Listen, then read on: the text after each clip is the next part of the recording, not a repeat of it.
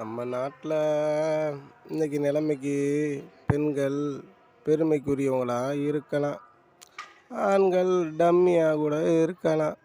ஆனால் ஆண்டவன் படைப்பில் ஆண்களுக்கு வலுவையும் பெண்களுக்கு திறமையும் படைச்சிருக்கான்.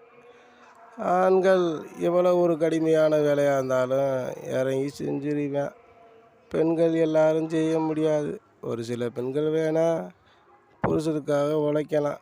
ஆனால் எந்த குடும்பத்துலேயும் புருஷன்தான் உழைப்பாங்க. ஏதோ ஒரு வீட்டில் நடக்கும், நம்ம புருஷன் உழைக்காமல் படுத்து கிடக்கானே நம்ம உழைப்போம்ண்டு. ஆனால் மித்த குடும்பத்தில் பூரா ஆண்கள் தான் உழைச்சி குடும்பத்தை காப்பாற்றுறாங்க. ஆனால் காப்பாற்றுறாங்க, நாளைக்கு பொண்டாட்டி பிள்ளைகளுக்கு ஏதாவது வேணுமேன்னு தான் சேர்க்குறாங்க, எல்லாம் செய்கிறாங்க. அது அவனுக்கு உடம்பு முடியாமல் ஏதாவது ஒன்று ஆகி செத்து போயிட்டா அவன் சாகிறதுக்கு முன்னாடி நினைப்பேன், நம்ம செத்ததுக்கப்புறம் நம்ம பொண்டாட்டி பிள்ளைகளை வச்சு காப்பாற்றிடுவாளா, கரையேறிடுவாளா அப்படின்னு தான் இன்றைக்கி எல்லா மனசுலையும் ஓடிக்கிட்டு இருக்கு.